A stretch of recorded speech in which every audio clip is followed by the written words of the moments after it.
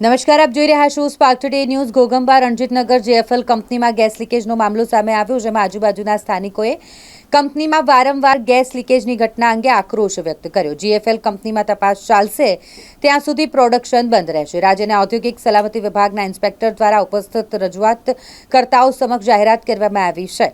કંપનીના CFC D પ્લાન્ટમાં gas લીકેજની ઘટના બની હતી, જેને લઈને જ્યારે લોકોએ આક્રોશ વ્યક્ત કર્યો તો જીએફએલ કંપનીમાં જ્યાં સુધી તપાસ ચાલશે ત્યાં સુધી પ્રોડક્શન બંધ રહેશેની જાહેરાત કરાઈ છે। કંપનીવાળાની એવું હતું કે પ્લાન્ટ બંધ કરવો, આમ કરવું, જે મતલબ બહાર લોકોની જે રજૂઆત હતી, પણ એ સંદર્ભે અમે અમારી ઇન્ક્વાયરી પ્રમાણે ફેક્ટરી ઇન્સ્પેક્ટર તરીકે અમારી જે ફેક્ટરીના કાયદામાં જોગવાઈ છે એ હેઠળ અમારી ડિટેલ ઇન્ક્વાયરી અહીંયા પ્લાન્ટની અંદર ન થાય ત્યાં સુધી ઉત્પાદન પ્રક્રિયા નહીં કરવાની સૂચના આપી દીધી છે, રાઇટિંગમાં આપી દીધી છે।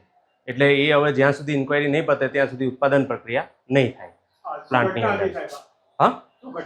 આમાં R32 એ લોકોનું જે રિએક્ટર છે, એસસીએફસી પ્લાન્ટનું ડી સેક્શનનું રિએક્ટર, એ રિએક્ટરની ઉપર પાઇપલાઇનમાંથી લીકેજ થયું છે એવી સૂચના છે। હજુ ત્યાં જઈ શકાયું નથી કેમ કે ત્યાં જવું અત્યારે જોખમકારક છે, એટલે ત્યાં જવાશે, જોઈશું ત્યારે ખબર પડશે કે ડિટેલ શું થયું છે। કેટલા લોકોને અસર થઈ? આમાં કોઈ અસર થઈ નથી। સદનસીબે આપણે એટલું છે કે કોઈ કેઝ્યુઅલિટી નથી આવી, એ બહુ સારી વસ્તુ છે। તાત્કાલિક અસરથી જ આપણે આ કીધું ને, જ્યાં સુધી જે લીકેજ થયો એ પછી એ લોકોએ સેફલી પ્લાન્ટ શટડાઉન બી કરી લીધો છે।